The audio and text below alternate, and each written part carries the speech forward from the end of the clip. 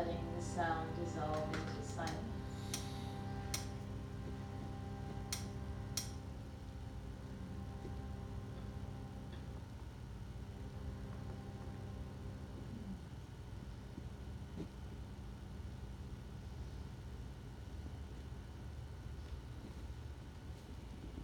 Just notice how the chant, the vibration itself, whether we know the words or not, how it soothes the heart and the mind.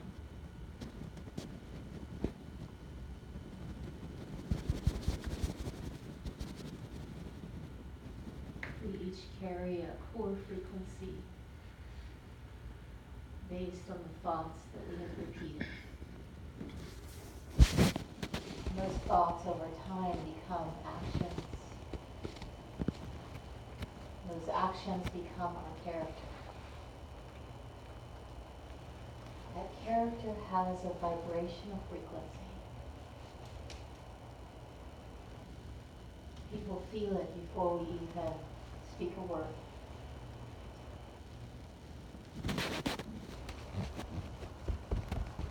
And eventually, that character becomes our destiny. Who we become, how we choose to act. A chant is a powerful vibrational way to change the frequency we emanate.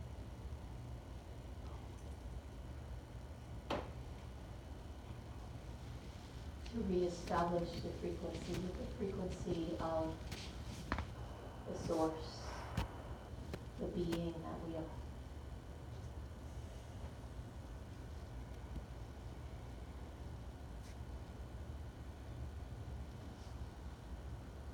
Let's chant all together again.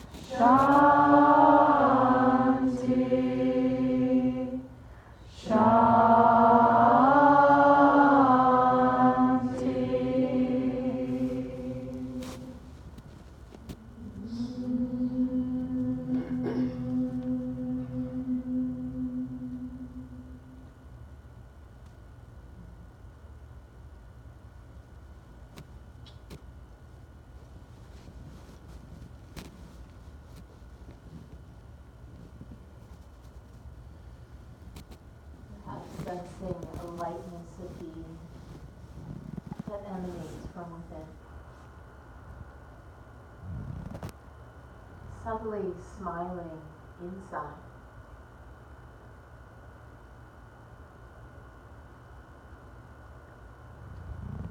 The light of the source is always shining on us.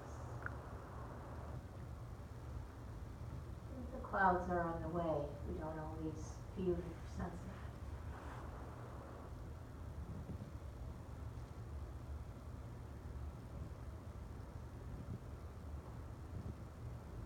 As you're ready, open your eyes.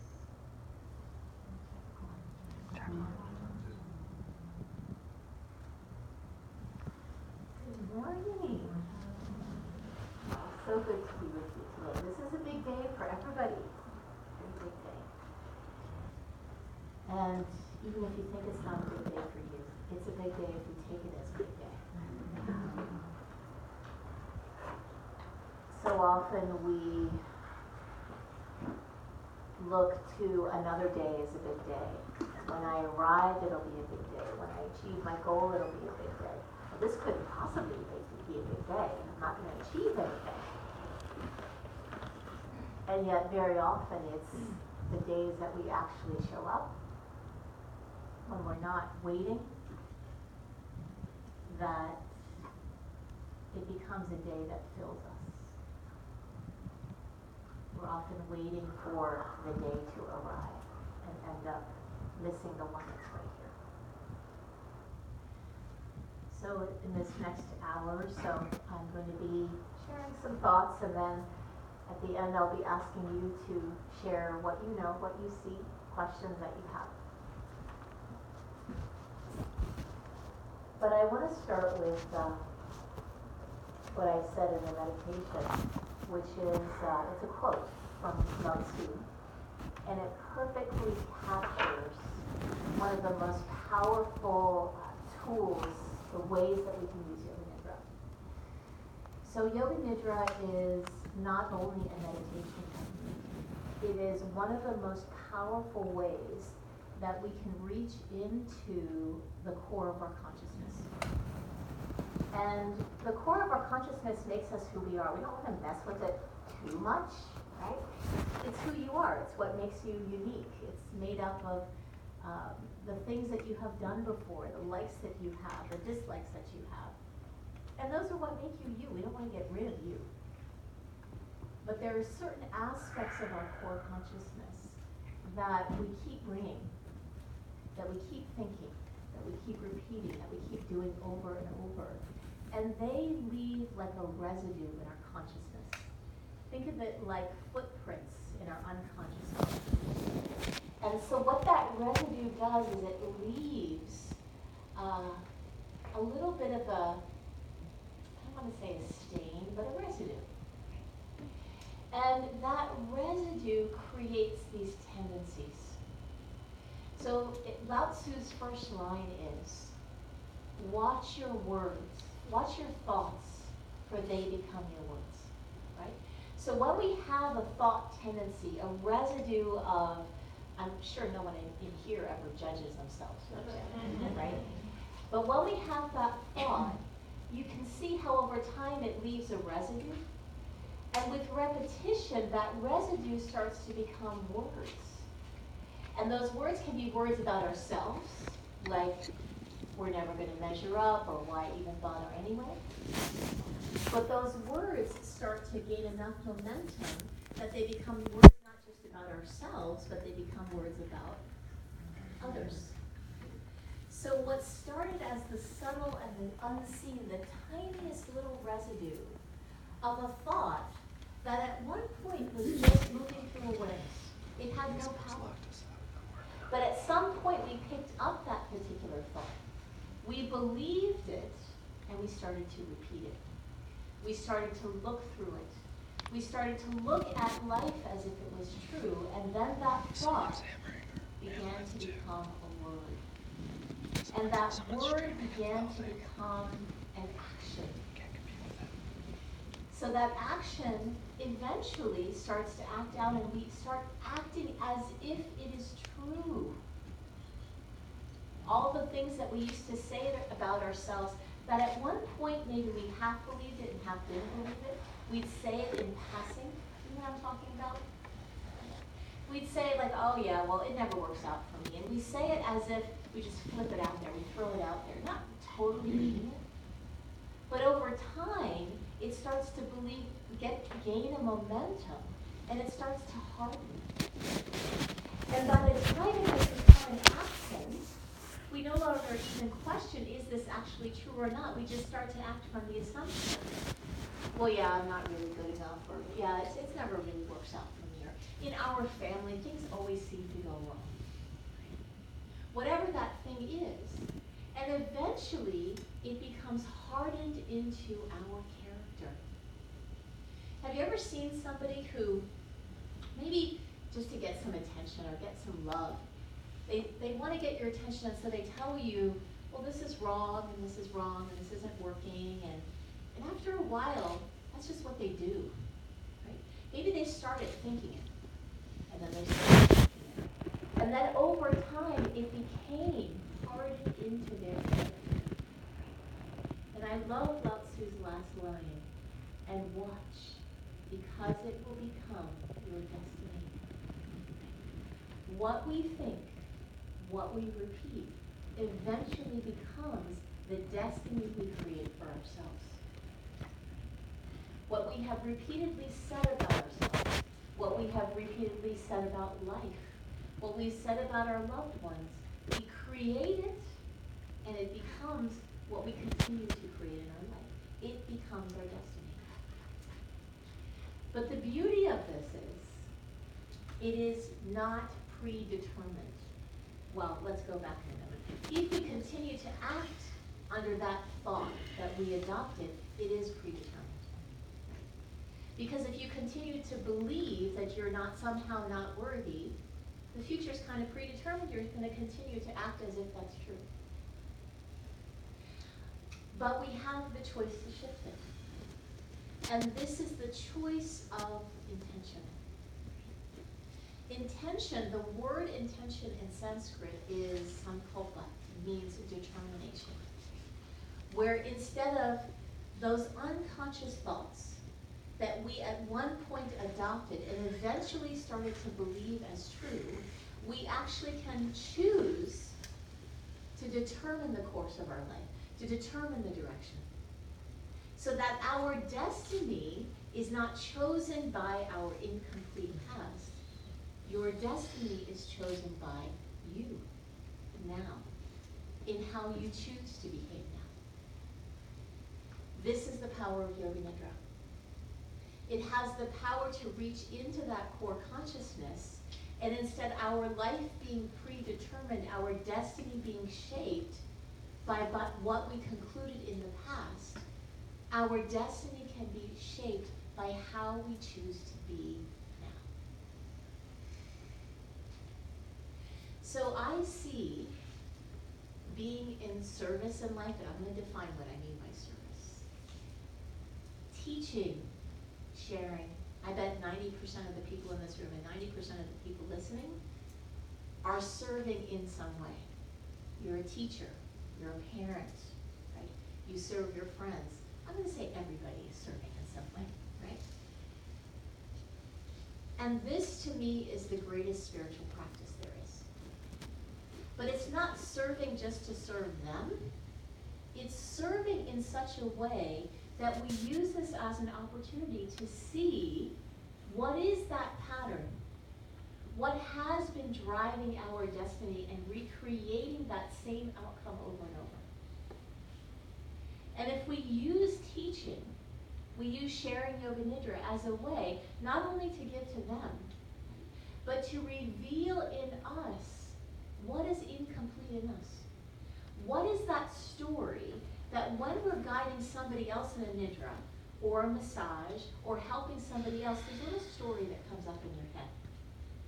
And that story that comes up in your head, those are like those sunglasses we've talked about, those thoughts that have floated by in your head. And what you will get to see in the act of giving is all the things that obstruct us, that obstruct you from giving completely. All those little voices that have kept us in our predetermined destiny, that old character.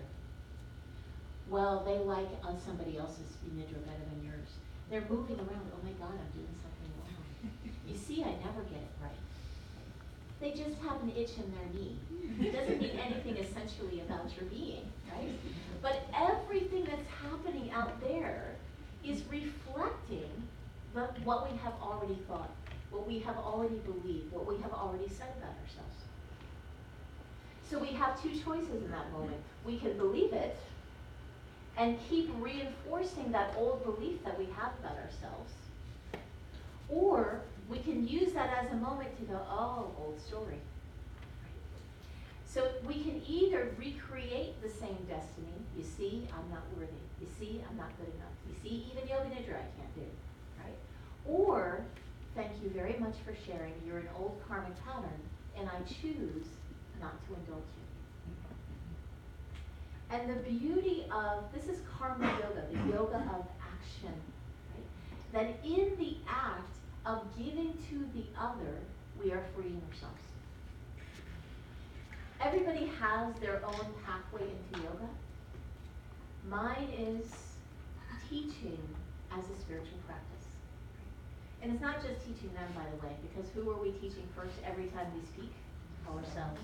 Right? Every time we guide somebody to their source nature, who do we have to take there first? Ourselves. Right? So the idea is that this is not just something like, well, now I'm done and I've gotten my certificate and now I'm going to teach you all. It's about using it as a practice to reveal what is already unseen within us. And then when it's seen, we have a choice. Do I want to act in a way that reinforces it? But in doing so, it lessens my capacity to be of service to you. Or do I choose to let that old tendency burn? Maybe not for myself, but because I so want to serve you that I'm willing to drop this old tendency. So let me give you an example. One of mine that I used to see is that in my early days of teaching, I wanted everyone to like me, old samskar, right? And you can see how there are these two different things. One is the higher self, our highest service as a teacher is to help reveal to others, right, what they are not seeing in themselves, to help hold them in the highest light to the highest standard.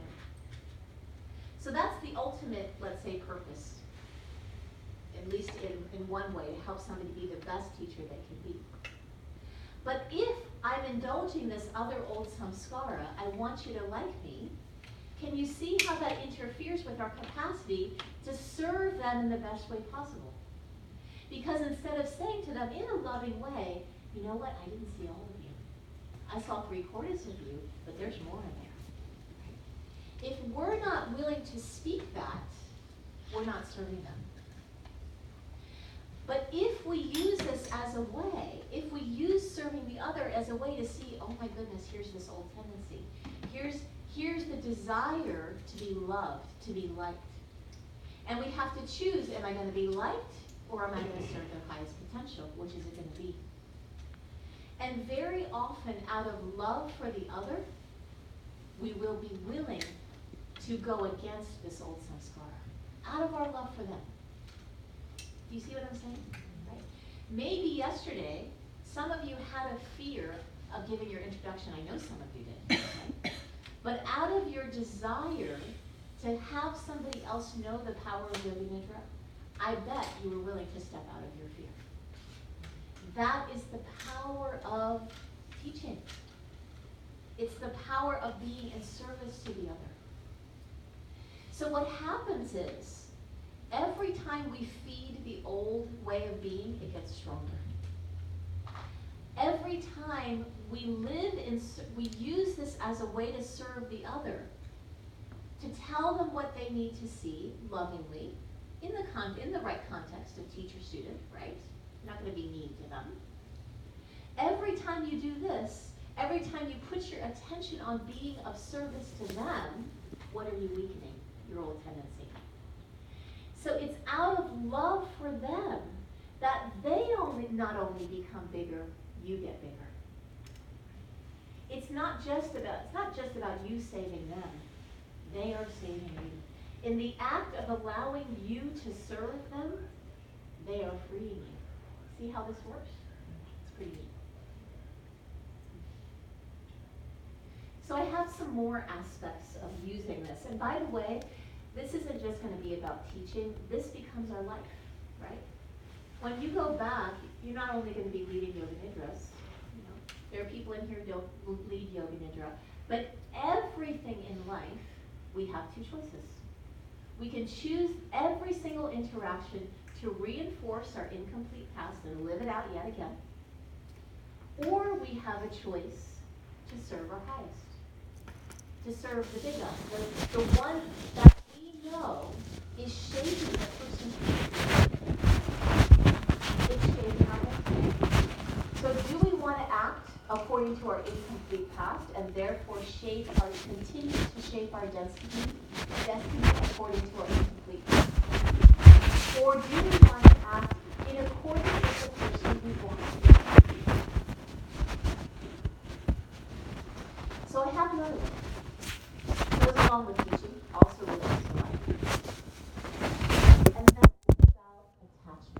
none of us, we think, okay, I graduated and now I feel attachment, and anybody's going to get any kind of experience from what I say. So here's the thing.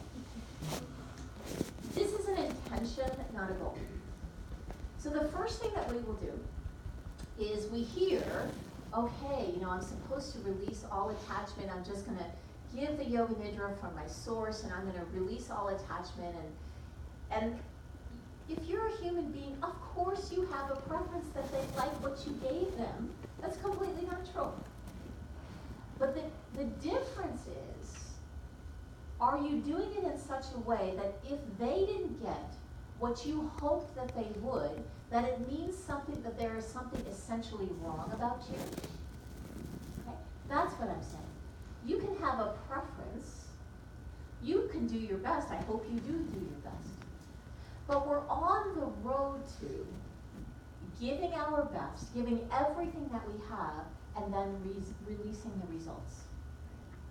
And the reason is not just some high spiritual reason. The reason is because if we are attached to the results, we create the seeds of our own conflict. I know you know what I'm talking about. Because even yesterday, and I'm sure we've all had it in life, where we give to somebody, but we very subtly give it to them with an expectation of a particular result. Right? And as soon as it comes with the expectation of the result and we don't get it, what happens? Right? It was very sweet, and I say this out of love. One of my students said to me, yeah, it's like they totally used me. Right? Well, they didn't use you, right? In a way, we were using them, if we're really honest. If we were doing it in order to get a particular result, in order to get their acknowledgement or appreciation, we may have been using even a yoga nidra to make up for our sense of lack. And the interesting thing about that is that people can sense it. That you sense, even like you go to a massage and then the person says to you, so how's this feeling? Are you liking this? Does this feel really good?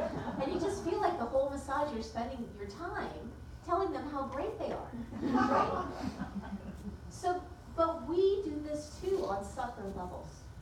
And it's not that I'm saying never do this again, but we are on the road to more and more gaining the intrinsic fulfillment. Just in the act of giving it, the heart opens, right? Just in the act of giving it. In the process of making somebody breakfast.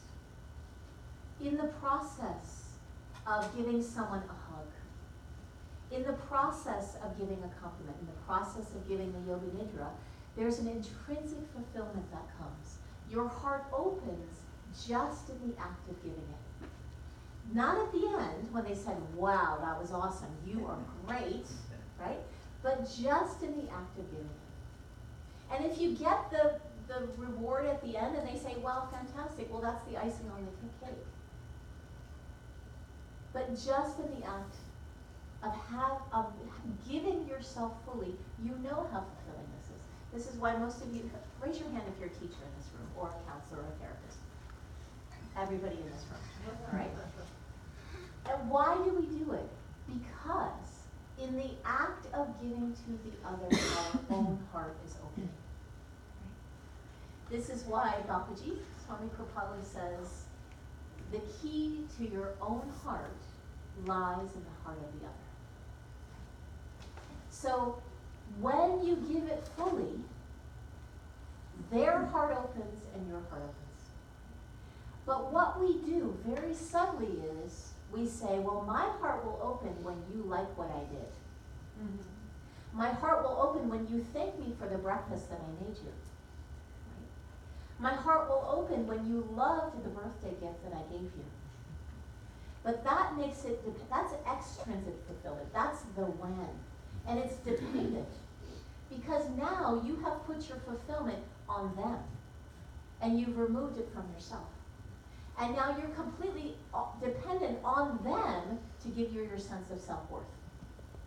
And believe me, as a teacher, that is a very vulnerable place to be.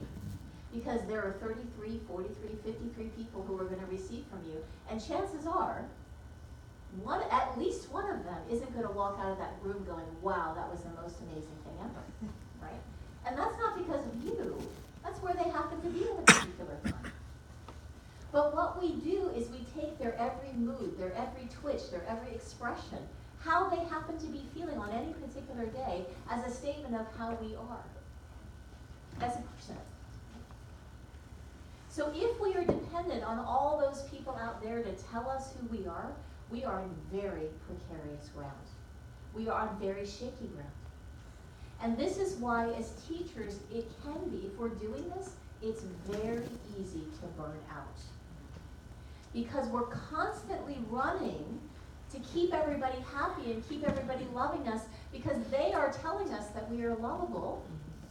And at some point, you are going to fail, because you can't possibly keep everybody happy. You can't even keep yourself happy. How are you possibly going to keep everybody happy? So it comes back to, of course it's nice if they loved it, but that's not your primary intention. You see what I'm saying? That's the benefit. Great. You bring everything that you can. You give it with all your heart and all your soul and all your love, and then you release it. Without that, you will always be tied in. And it's the way that I think of it for me is, if we attach to the positive and what they say that was so great and wonderful and all that, we simultaneously attach to the negative. If you believe the hype, you'll also believe the down, right? You'll believe everything they say. Don't take either. Neither one is you. Everything that came, whether they reacted in the positive or negative way, was from source. It's none of your business. And if you happen to see yourself going down that old road of those old samskaras, redirect your attention and your energy. Remember, this is your personal practice. Watch it, and maybe instead of, I didn't do it right, what did I do wrong, they didn't like me, all of that, you know that road. Redirect. And maybe it's, well, did I give the best that I could in that particular moment? The answer is probably yes. Could you have done any more? Probably not. Is there something that you would do differently to refine it for next time so that you can give even more powerful? Maybe. But at least that energy is going towards being a more powerful expression of source versus feeding your old samskara, and therefore shaping your destiny. Are you shaping who you want to become, or are you continually reshaping your old past, reliving it and recreating it? You getting the feel for what I'm saying here? Same thing in life. How much of the time are we given to get? How much of the time are we given to get? How much of the time are we doing to get?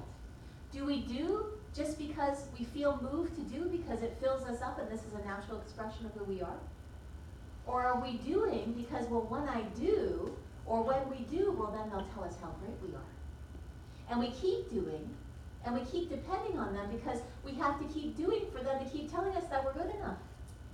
No wonder we're all exhausted, right? Because we're completely depending on them giving us the acknowledgement from out there. And so we have to keep doing to keep getting the acknowledgement to keep feeling good. And so we keep running after it. And I think most of us have figured out that the answer is not out there. The acknowledgement isn't out there. Because no matter what they say to you, if we feel incomplete inside, does it do anything? So what we have done, our purpose, from my point of view and yogic point of view. Those of you who don't know this picture that I often draw is an ocean and a wave. Ocean source, wave, we are each a little piece of that ocean, each a little unique expression of that ocean. And our purpose on this planet was simply to be a full expression of that wave. Because to fully express that wave, is to fully express the ocean as it goes through us. But at some point in time, at some point we were connected, or at least more connected. But at some point in time we concluded, I have to be essentially different to be lovable. That who we are, just in the totality of who we are, isn't good enough. That there's some part that is essentially unlovable. And so what we do is we hide what we believe is unlovable, and we create a manufactured self, one that we think will be lovable. And it's mostly made up of all the things that we have learned that get approval, that people appreciate us for. And we create a constructed sense of self out of all the parts that we think are lovable, and we present them to the world. And we have this whole hidden part. And what happens is we create this manufactured sense of self to get the love. But the problem is, because now people do not see the totality of who we are, love never reaches us. Because we're always capable of saying, no matter what they say about you, yeah, but you don't know the whole me. You don't see the whole me. So this is a huge irony. Because in the name of getting the love, we hid a part of ourselves, but in the act of hiding that part of ourselves, the love never reaches who we are. We feel perpetually unlovable because that love is not, we're not showing all of who we are. You get what I'm saying here? Okay. So to me, our practice is to bring that darkness to the light, right? To bring that hidden part to the light of the source, and letting even the parts that we have suppressed or denied, that we believe are unlovable, even that darkness is held in the light of consciousness. And when we bring those both parts to life, right, that is the practice of teaching. It's a practice of being in life, to show the totality of who you are. Because that totality is divinity. You know the yin and yang symbol? Mm-hmm. Think of the yin and yang symbol. It has a dark and it has a light. But most of us, we've just spent all our life showing the light part and hiding the dark part.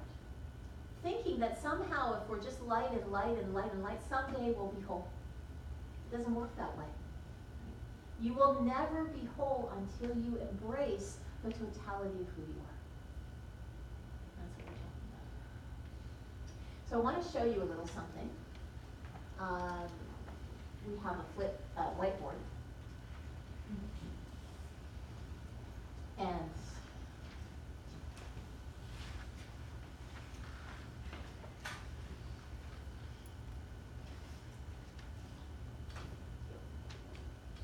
so this is something really old. But sometimes the old stuff is really good. And this is from the West. This is called Johari's window. And this was created by Joseph Luft back in 1969. And I wanted to show it to you because it relates to us teaching, but it relates to us in life. And it's really a map, kind of a map back to the whole self. So what I laid out and what I'm proposing to you is that the purpose of our whole life is to become the whole of who we are. That's it. The purpose of our whole life is to become the whole of who we are. But at some point along the way, we decided that we could not be the whole of who we are, and so we hid part of ourselves away. Right? So here we have in Johari's window, this is the open area. And this is the part that people know about us, the part that is known to ourselves. We know, okay, this is who I am, this is the part I feel comfortable showing, and this is what's known to the other. This is the part that everybody knows and sees about you. This is, you could call this is how you want to be seen by the world, the part of you that you present to the world. And we feel pretty comfortable in here. I think we all like playing in this area. We've gotten it down really well. And it's kind of what we're known for.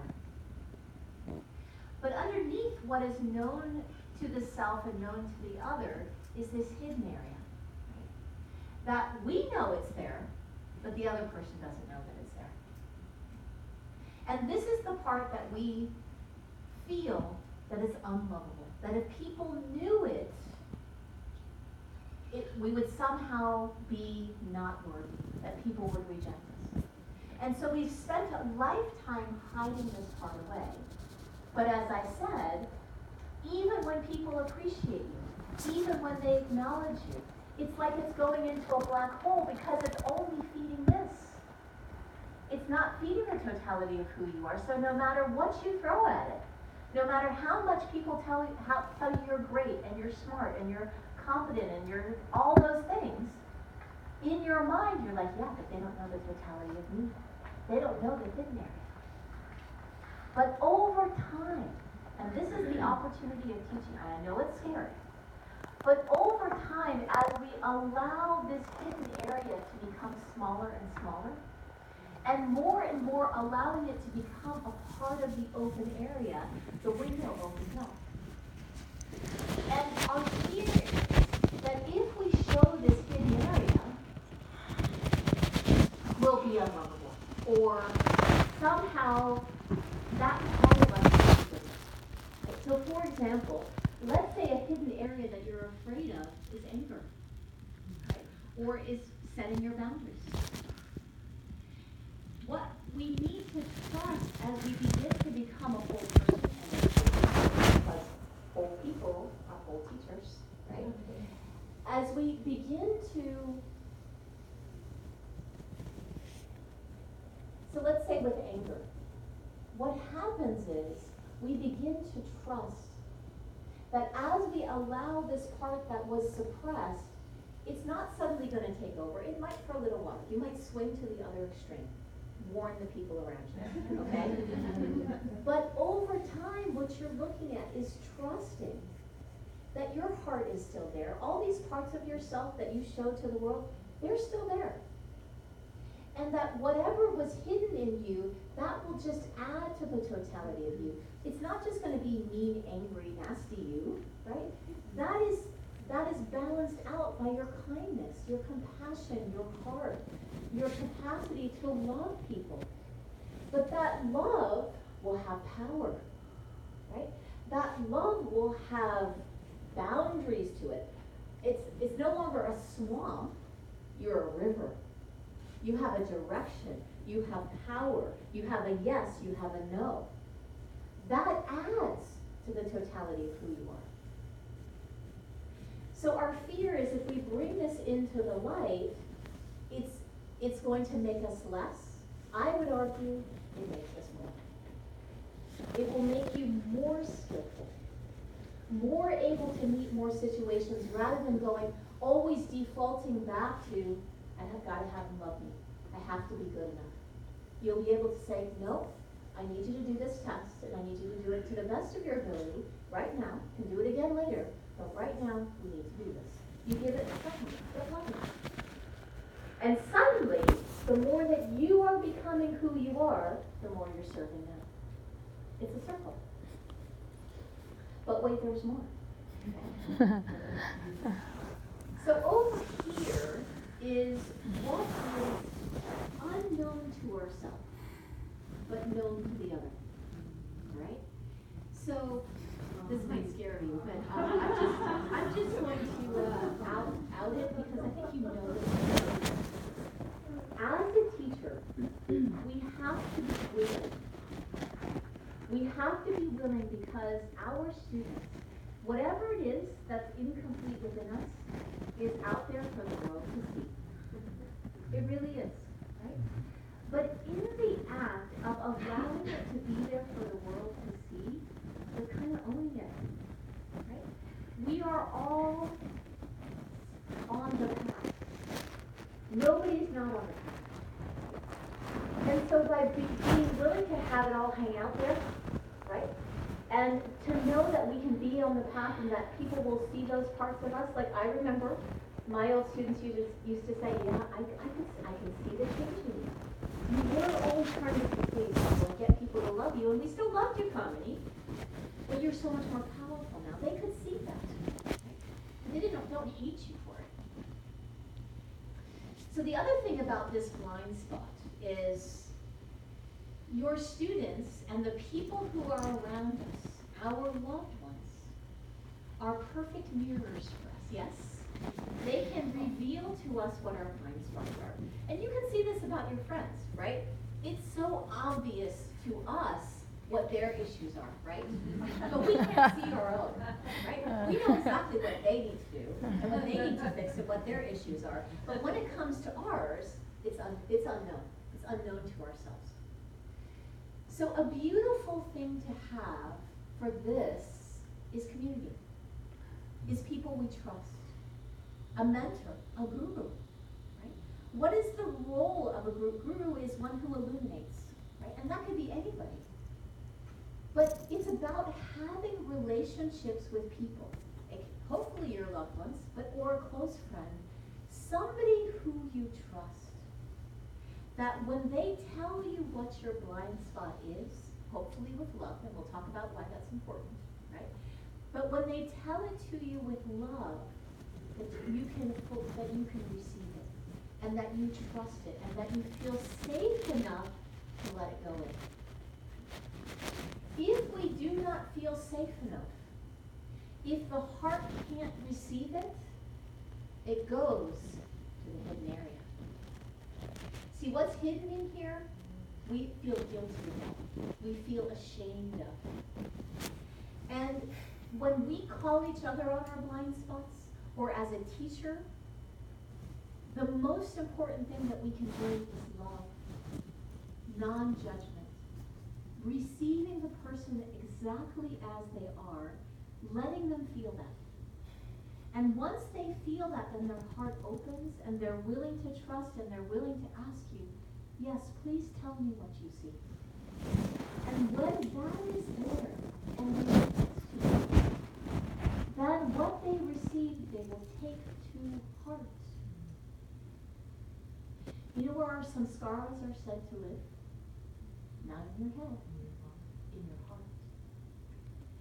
So if somebody tells us something, and we can't, and we tell somebody else, and their heart, we haven't delivered, and you can't control that their heart is open or closed, but we deliver it with the most skill and the most love, the most compassion, and the least judgment possible, chances are greater that their heart will be open. And when their heart is open, it can shift the samskara. Right? It can shift it at the core. But if the heart closes, protection, the door is slammed shut, boom, we shut down. It goes to the mind, something else I can't show, something else I can't be, something else I have to pretend to hide away, something else we're ashamed of, you see? So as a teacher, two things. And again, this is not just about being a teacher, this is being in life. Whoever we are interacting with, let go of the judgment. You know how it feels. When somebody is giving you feedback and you feel the judgment, is your heart open? No. You can tell yourself to keep your heart open, but your heart is not going to open. But when you feel that they are seeing the highest in you, and out of love for you, because they want to see you bloom, when you receive it that way, right, there's more chance that it goes to the heart. That's when the shift will happen.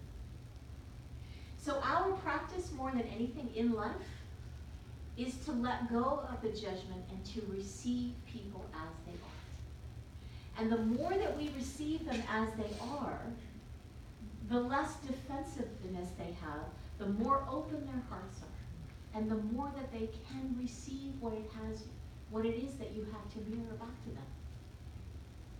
To me, this is the greatest healing force.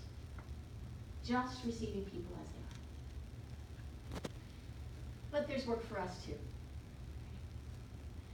Because especially the people that we trust, and it could be our students, but often the people that we work with, right? Or a teacher, or a mentor, or a loved one, a partner, a best friend, right? Who can say to us lovingly, you know, this is one of your blind spots. And to the degree that we're willing to hear it, and I'm not saying, you know, initially you may shut down, you may go here, and your heart may shut down, but have the intention. Have the intention to act in alignment with your big self, not your small self. Have the intention, okay, it hurt, I shut down, I went away, but now, is there anything in what they said that could actually help you become bigger and more powerful and even more expression of that source? Ask yourself. And if it feels like no, actually no, or just there's these one or two things that would really help you move forward, take it. So that's the willingness of the blind spots. Right? Not always easy to hear. But what this is doing is, you see how as we're willing to hear what other people see about us but we don't see, these blind spots become less and less, right? And these hidden areas become less and more of us, the totality of who we are begins to show in the world. So the other area that I need to point out here in the blind spots is, there's good stuff people see about you that you are blind to. Probably even more than so it's not good and bad, but people see things in you, and what do? We dismiss it. We put it away. Yeah, thanks. Yeah, thanks. Oh, yeah, I really appreciate it. Yeah. So we just keep putting it away, right? If our purpose is to act in accordance with the biggest, most self-expressed source as it moves through us, you can no longer afford to put that away.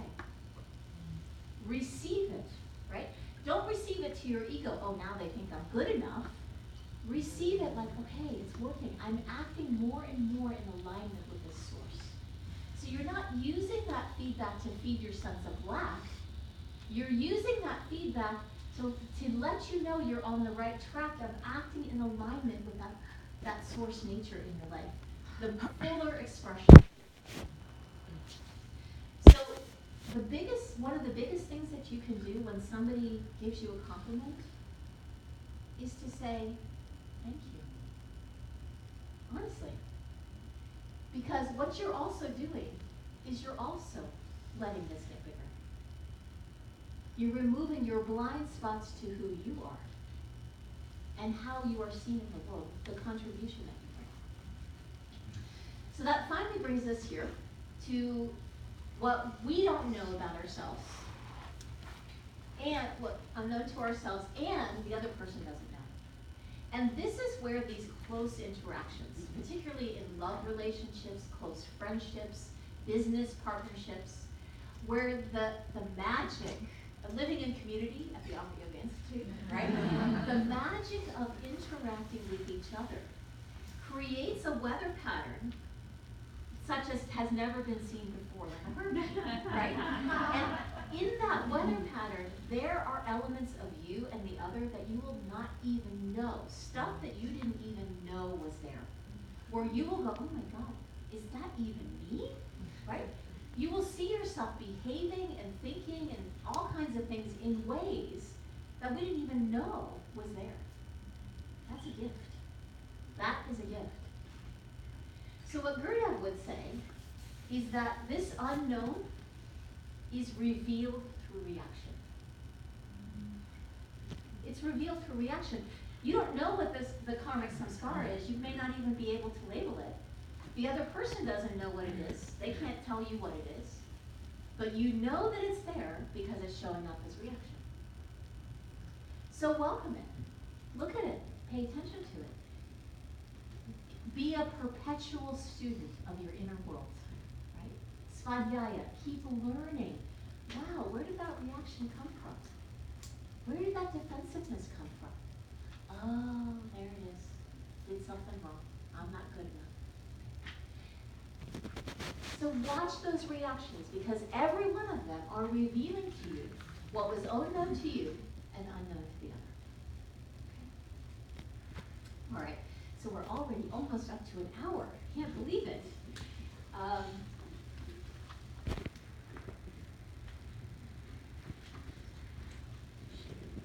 So the thing that I would leave you with is something like this.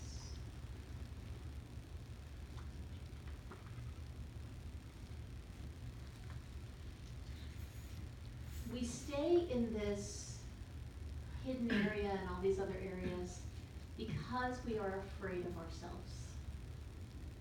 And I've said this to the group, but I'm just worth saying again and again for a lifetime.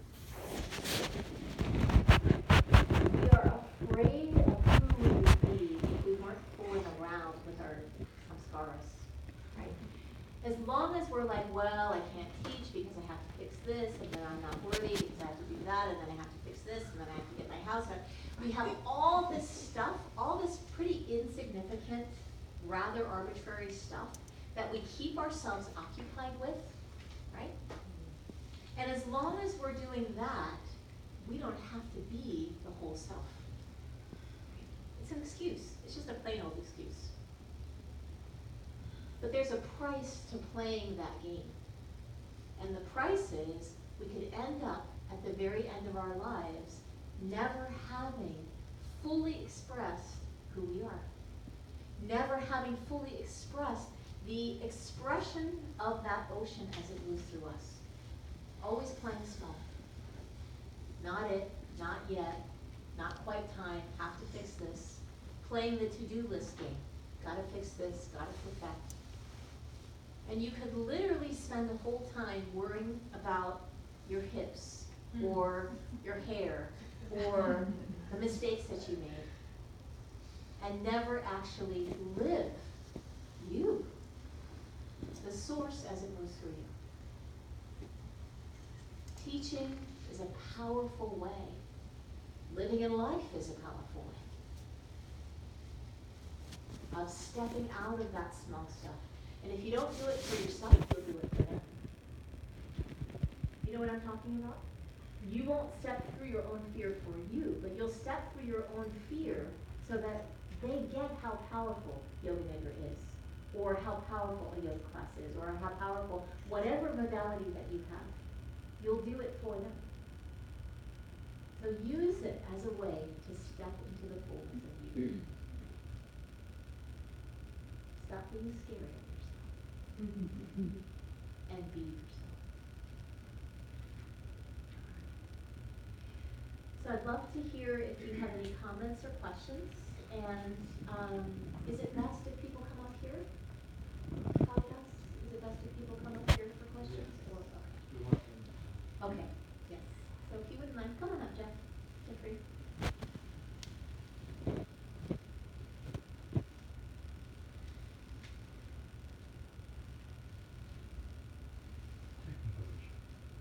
We're just doing some mic maintenance. Yeah. Getting some prana in the microphone. If you want to say it, I'll repeat it.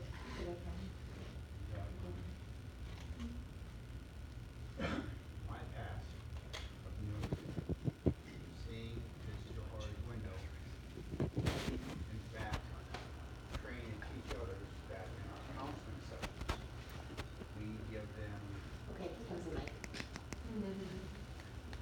So in the military. in the military, we have a thing where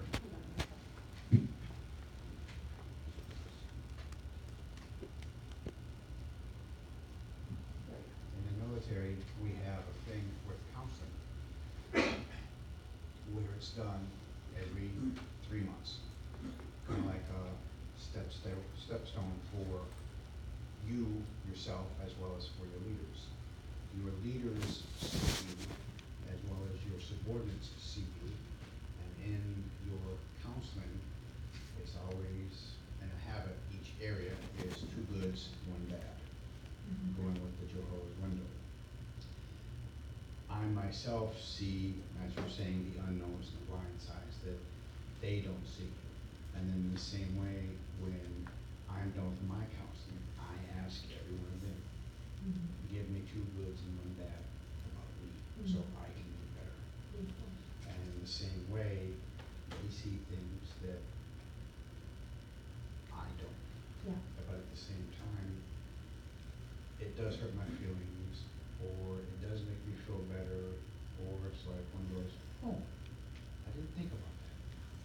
But at the same time, receiving somebody else's input on me, as I perceived it from everybody here, that I thank greatly, I've learned that if you don't like me, you don't like me. As long as I like me, that's all that counts. Beautiful. Thank you.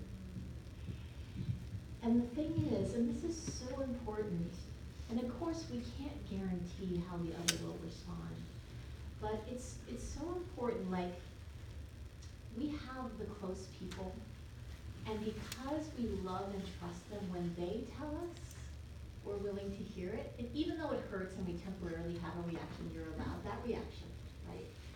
But even though it temporarily hurts, because we have that level of trust with them, we'll come back around to it. To me, that is what the original guru-disciple relationship was meant to be.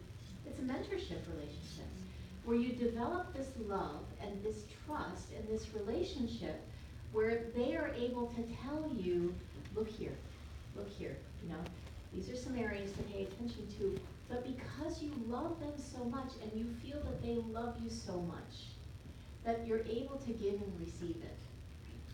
Whereas if there's any hint of that judgment in it, you can feel, I know you know what I'm talking about, even just a flavor of it, it's enough to shut us down. Thank you. Yes.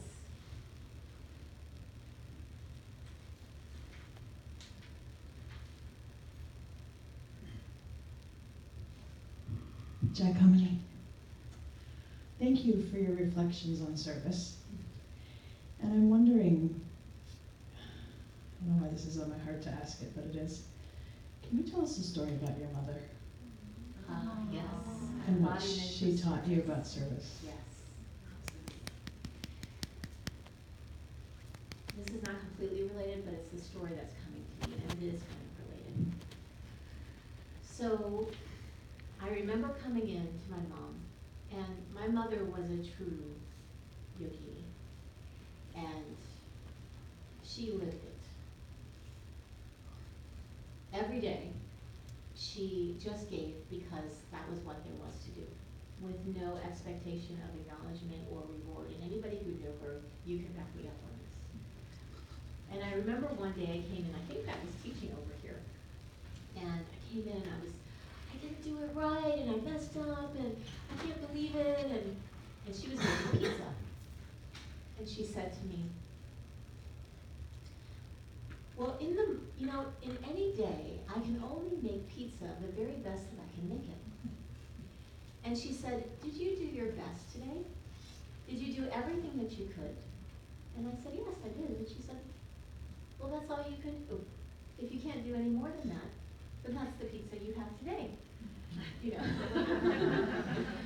And it's so simple, but I will tell you, I have asked myself that question so many times. Did I do the best I could in that moment? Could I have done any more?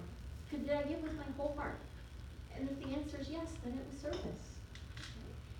And so there's this beautiful line that she always used to remind me of. You have the right to actions from the Bhagavad Gita, not the results of action, right? You just give it with your whole heart, and then you let it go. That is the spirit of service.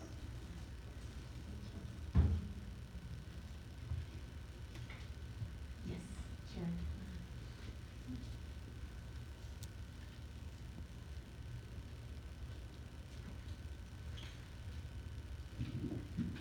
So I had a really funny experience that happened when I was subbing a yoga class. And this class I had subbed several times. And this was for my original teacher that I started yoga with. And so when she had asked me to start subbing her class for her, I thought it was a real honor. But last month, I was subbing for her. And, you know, you get there early, get all set up, and people are coming in. And a lady walks in, and she sees that I'm subbing, and she turned around and walked out. And it was just like, whoa. Yeah. But in that moment, I was just like, it's not about me. No. It's totally about her. Yeah. And about her ability to be in this space and what she liked and didn't like, and that was no reflection on me. Beautiful. And, you know, if that had happened a year ago, I would have been like crying. I would have been totally crushed. And I think that the practice of yoga nidra has really helped me come a long way to separate myself and not be attached. Beautiful. But I did have a question about. So can I just Yes. comment on that? Because I think we all have had some version of that.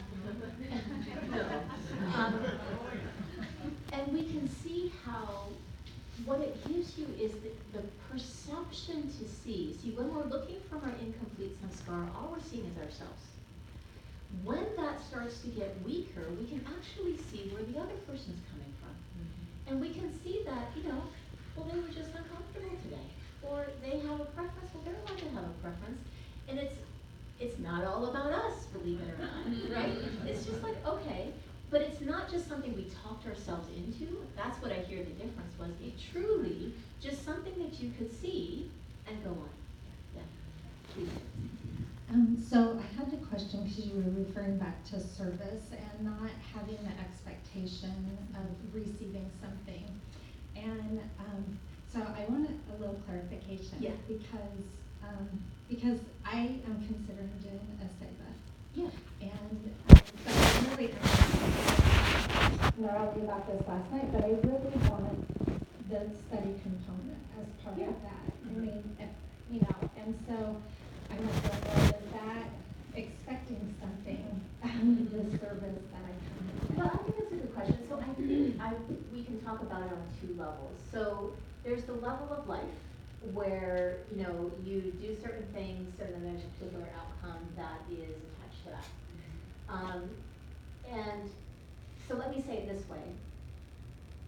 You can have that expectation and it can even be promised, but sometimes even when something's promised, it doesn't happen. Can you let go then? Right?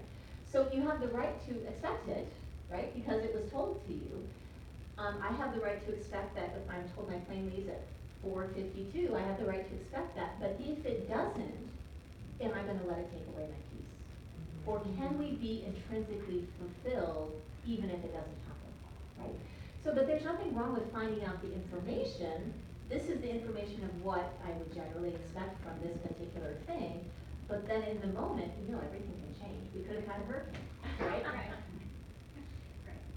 So it's your ability to deal with it then. Yeah, good question. Thank you. So one thing that I thought might come up, did you have something? Could you please spell the ancestor genetic memory karma term? It's like samskara. Is that with a K or a C or like? Yes. So the word samskara is S-A-M.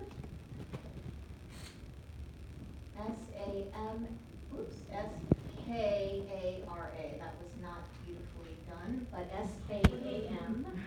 Samskara. Samskara. No, let's just start over. S-A-M.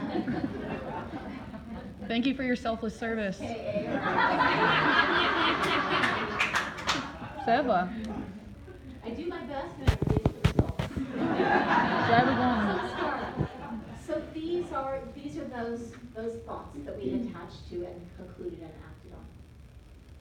There was one thing that I wanted to say, and then we're going to close, and that is another tricky area, because many of us, you know, at least got the general idea of the service thing, but then what we do is it feels so good to be in service. It gives so much of that fulfillment that in the name of service, we compromise ourselves, meaning our health, our time, our well-being, et cetera, et cetera.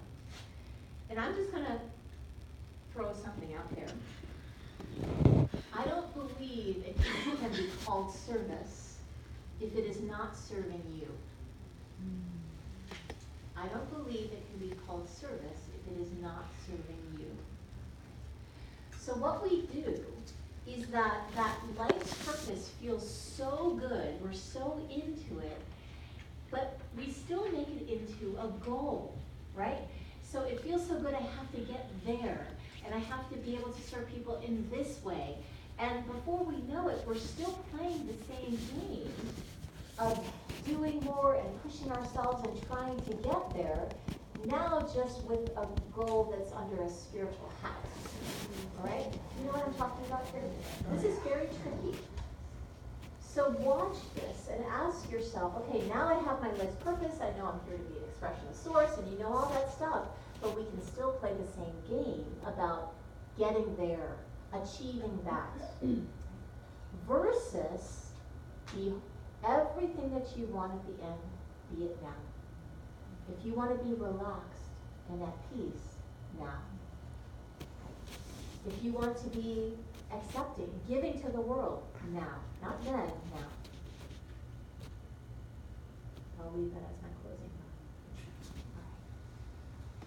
All right. So let's close our eyes.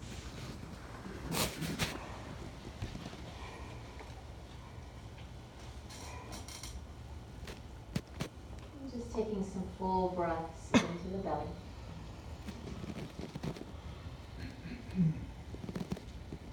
Take a full breath in and just sigh it out.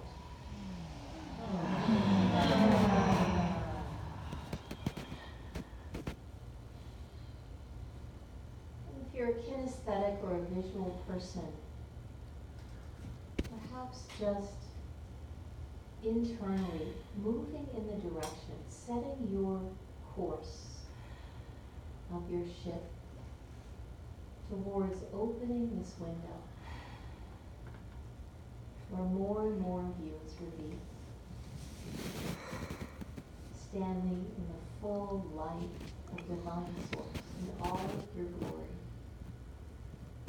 The light and the dark, all of it held in the light of the source, where the hidden parts are received as part of you. The blind parts are seen. The undiscovered parts are discovered through self-discovery. And more you step into all of who you are. An expression of source. You were born to be an expression of source. There is no other purpose.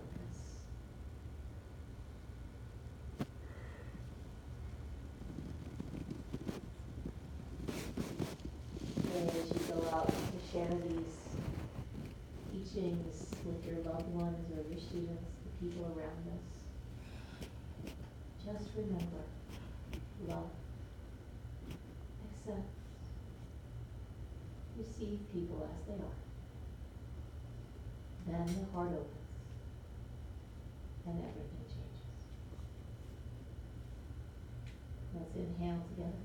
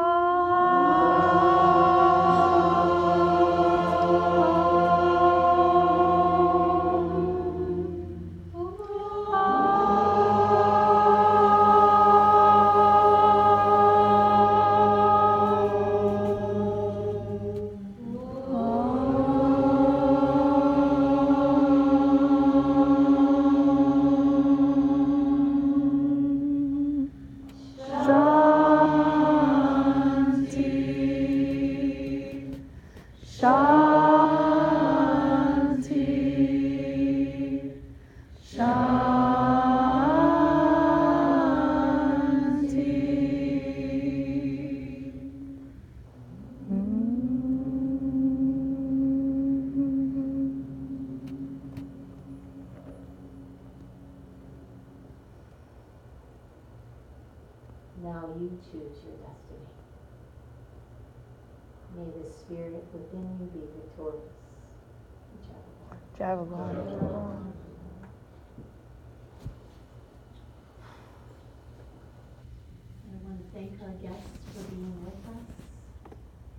those of you who are in the program, we're gonna switch over into graduation ceremony mode.